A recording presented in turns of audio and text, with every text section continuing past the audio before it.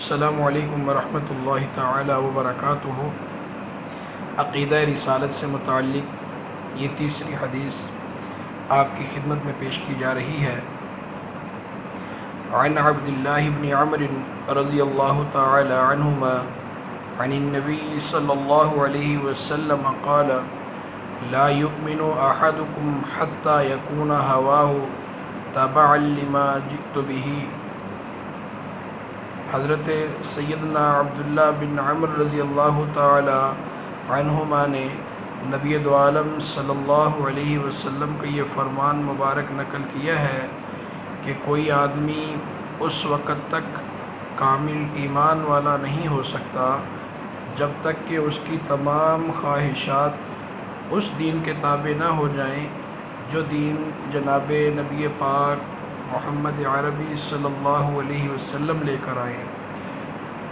اس حدیث مبارکہ کے اندر ہمارے لیے یہ سبق ہے کہ ہم اپنی خواہشات کے پیچھے نہ چلیں بلکہ جناب نبی پاک صلی اللہ علیہ وسلم کی تعلیمات کو اپنی زندگی کا خاصہ بنائیں، اپنی زندگی کا حصہ بنائیں۔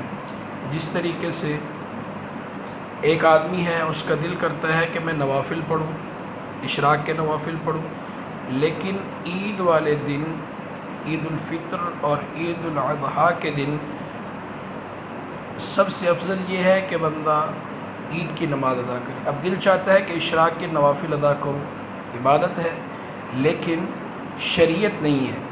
شریعت کا حکم کیا ہے کہ عید والے دن صرف عید کی نماز ادا کی جائے، اس سے پہلے کوئی نوافل ادا نہ کیے جائیں۔ تو اس لیے ہمیں شریعت کو اپنے سامنے رکھ کر زندگی گزارنی چاہیے اور اپنی خواہشات کے پیچھے نہیں چلنا چاہیے۔ وہ خواہشات چاہے ہمیں نیک لگ رہی ہوں یا وہ خواہشات بری قسم کی ہوں، ہر قسم کی خواہشات سے بچنا ہے اور شریعت کی پیروی کرنی ہے۔